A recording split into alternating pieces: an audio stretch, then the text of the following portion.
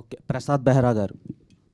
అయ్యా అయ్యా సో మీరు ఆన్ స్క్రీన్‌లో రాంగానే చాలామంది ఆడియన్స్ ఒక స్టార్ హీరోకి అరుస్తున్నట్టు అరుస్తున్నారు. సార్ సో నెక్స్ట్ మీరు యూట్యూబ్‌లో సిరీస్‌లు కంటిన్యూ చేస్తారా? లేదంటే ఆపేస్తారా? సార్ అంటే ఇప్పుడు ఆల్రెడీ సినిమాల్లో బిజీ అయిపోతారు. Of course obviously. సార్ ప్రస్తుతానికి పెళ్లివారం మండే వల్ల కొంచెం సినిమాల్లో బిజీగా ఉన్నాను సార్ ఒక సంవత్సరం దాకా. ఇంకా పెళ్లివారం అంటే సీజన్ 3 లాస్ట్ సార్ ఆపేస్తున్నాను ఇంకా. ఆల్ ద బెస్ట్ అండి. నిహారిక గారు మీరు మీరు రాసుకున్న మేడం సార్ కంగ్రాచులేషన్స్ అండి, చాలా Thank you, మంచి బ్లాక్ బస్టర్ రిపోర్ట్స్ వస్తున్నాయి from across the Telugu states. Thank you so so much. ఇంత మంచి కంటెంట్ వచ్చింది. అండ్ ఈ సినిమా ఎర్లీ ఓటీటీ రిలీజ్ ఉంటుందా, లేకపోతే కొంచెం పాజిటివ్ టాక్ ఉంది అండ్ ఫ్యామిలీస్ అందరూ వచ్చి ఎంజాయ్ చేస్తారు? I'm definitely against this. అంటే సినిమా రిలీజ్ అయిన 2 వారాల్లోనే ఓటీటీలో వచ్చేయడం అనేది నేను చాలా అగేన్స్ట్. ఎందుకంటే నేను ఒక థియేటర్ ఎక్స్పీరియన్స్ ఎంజాయ్ చేసే ఒక ఆడియన్స్.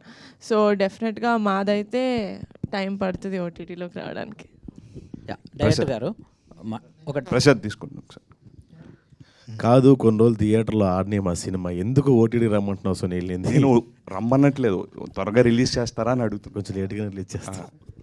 సో జనరల్గా ప్రసాద్ అంటే అందరికీ తెలిసింది ఏంటంటే ఒక fun out and out comedy ఉంటుంది అండ్ సిరీసెస్ అన్ని చూసిన వాళ్ళు అందరూ అనుకుంటారు. అండ్ మీరు out of the box performance extraordinary ఉందని చెప్పొచ్చు. Thank you. సో ఈ క్యారెక్టర్ ఆయన మీకు చెప్పినప్పుడు మీకు చాలా ఎమోషనల్ రోల్ ఉంటుంది and at the same time fun కూడా మిక్స్ అయి ఉంటుంది. సో మీకు ఏమనిపించింది? బేసిక్గా ఈ క్యారెక్టర్ నేను చేయనని చెప్పానండి. ఆ సుధాకర్ క్యారెక్టర్ చెప్పారు నాకు. లేదు ఇందులో ఇన్ని ఉంటాయని చెప్పాడు కానీ నాకు ఎక్కేది కాదు. బేసిక్గా 11 మంది కష్టపడ్డారు అంటారు కానీ అందరూ ప్రాక్టీస్కి వెళ్ళారు, తగ్గారు. నేను కొన్ని ప్రొడక్షన్లు తగ్గా, కొన్ని ప్రొడక్షన్ల మీద నమ్మకం పోయి నేను తగ్గడం మానేశానండి.